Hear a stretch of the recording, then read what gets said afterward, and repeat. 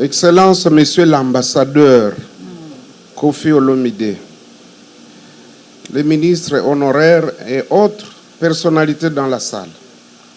J'ai tenu à participer personnellement à cette conférence de presse parce que nous devons accompagner, nous devons encourager ceux des Congolaises et Congolais qui sont élevés à la haute dignité.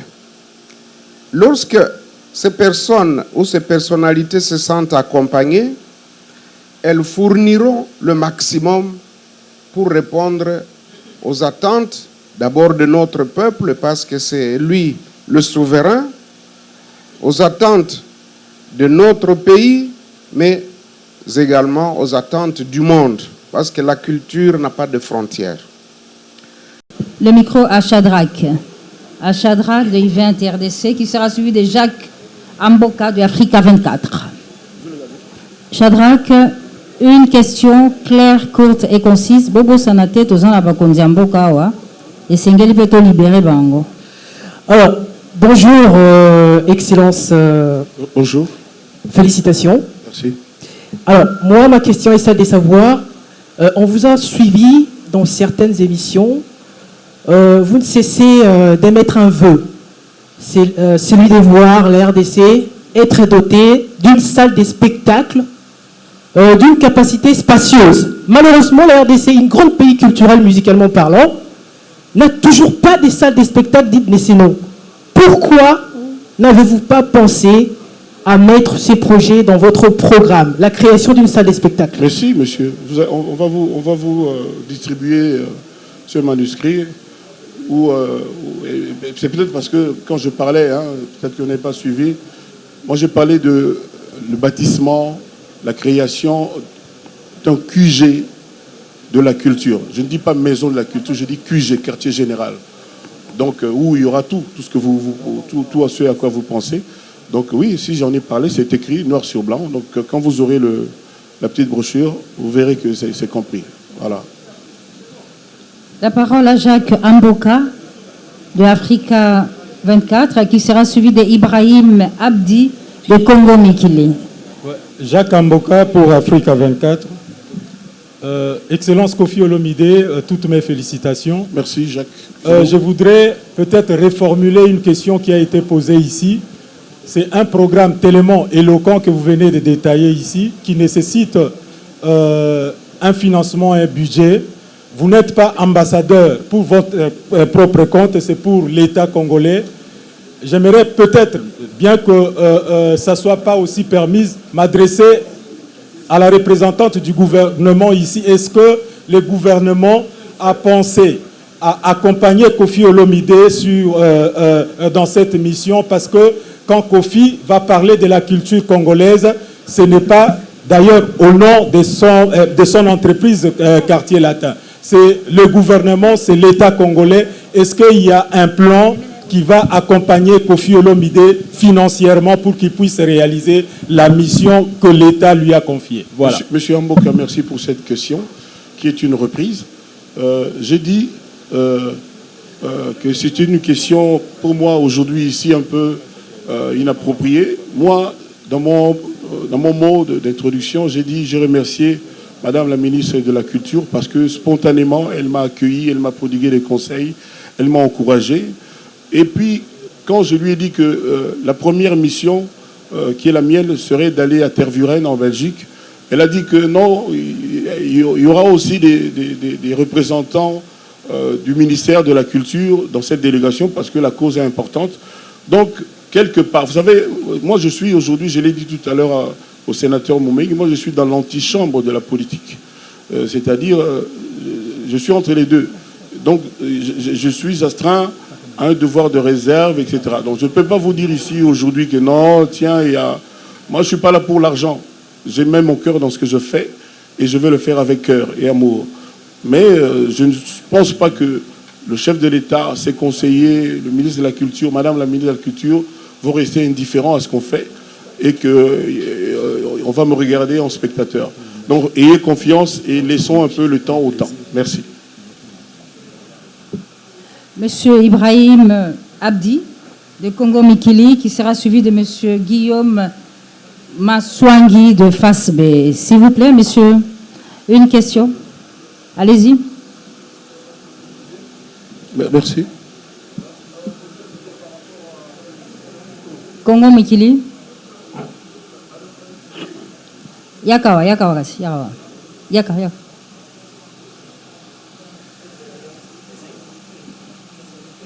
Mais Yaka, on avance. Bien. Congo Mikili, où ça là? Voilà, félicitations Kofi Olomide. Merci. Voilà, je voulais un peu soulever par rapport à un voyage au na Belgique avec d'autres invités musiciens, notamment Ndenge Lobi Nabso qui invité Gims Nadadjou. Est-ce qu'il n'y aura pas moyen parmi tes invités? Ebandate. Na lobby, ceux qui basent à temps, ceux qui dérangent, voilà. C'est ce que j'ai dit. Il faut de temps en temps que presse Nabiso, il y a l'élo, et bandaka ko restituer Makambu, il y a Moutou, Nenge Moutou à lobby. Voilà. Voilà. Donc c'est-à-dire, la porte est ouverte, c'est à eux de décider. Donc voilà, c'est-à-dire j'ai lancé l'idée. Voilà. Voilà. Et puis, question c'est quoi? Voilà, est-ce que en dehors de eux, pourquoi inviter Bandekono artistes au Bazarana Congo, Awawa, tel que Wera Jibé. Peut-être réfléchir. On va terminer, on va clôturer, on se dirige vers la fin. Guillaume Massango, face B. Micro est Bongi. Guillaume Massangou. Maswangi. Yaka. On y va rapidement. C'est l'avant-dernière question. Excellence Kofi Olomide. Oui. Bonjour. Bonjour. Guillaume Maswangi pour le compte de l'émission Face B. Ma question est la suivante. Nauti koyoka yo awa koloba ete okosala nyonso pour que 8000 instruments oyo RDC et simbami kuno na mboka ya Belgique ebana kozonga na Kinshasa. Est-ce que ba Congolais bakoki kozala rassurer que Kofi Olomide attaque ambassadeur akosala nyonso pour que 8000 instruments on ezonga awa? Merci beaucoup papa. S'il vous plaît, cette question est importante. Ça fait des années ngana yogaka likamboyo eza facilité. Na lobaki awa peut-être bat musuba bazon lokola humour na ebité ngana lobaki peut-être parce que babiloko ya musique na le musicien mokote akenda. Na pona makambo wana. Peut-être que mbaloyo c'est là que j'ai parlé de Gims et de Dadju. Ceux qui sont en attente, ceux qui sont ensemble, parce que le rendez-vous est déjà confirmé. Donc, peut-être que vous touchez Bango, quelque part que les musiciens peuvent à Congo, Baye, Bango, Moko. Mais tout ça, tu as utilisé l'argument, tu as expliqué pour et Simba. Mais je ne peux pas vendre la peau de l'ours avant de l'avoir tué. Voilà. Donc, moi, je ne procède pas comme ça. Donc, oui, tout ça, on va mettre le cœur, on va tout faire pour que. Et les gars bien. Et puis voilà quoi. Donc, mais la Congo Lobano, que oui, c'est sûr, c'est certain, non. Les a combat, les a mission, il y a Makasi, il y a les numéro 1, il y a Tache Oyo, Tomi Pessi, Nami Pessi. Merci.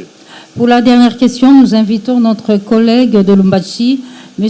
Ghislain Collin, projecteur, qui va clôturer la série des jeux de questions et réponses prévus ce jour à l'occasion de la présentation du programme d'activité de la première année de l'ambassadeur Kofi Olomide. Toutes mes considérations, Excellence ambassadeur. Vous avez les miennes. La rumba congolaise définit une identité culturelle d'un peuple.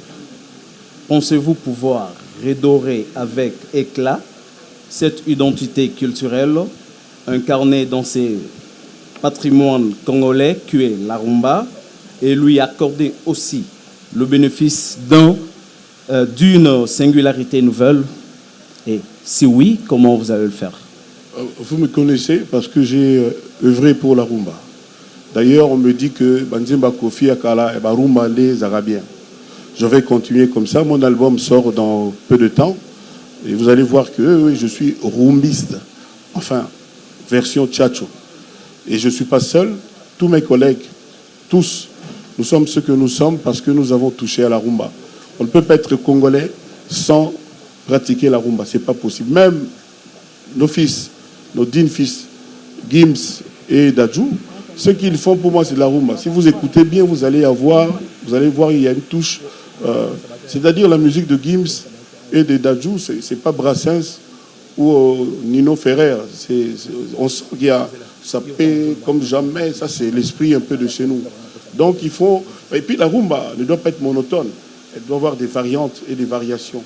C'est ainsi qu'aujourd'hui, nos jeunes, les Inos, les Hiro, tout ça, les Nino, ils font ça à leur façon. Donc c'est comme le poulet. À la maison, poulet, la maman, a tumba, a kalinga, a sala bouillon, etc., etc.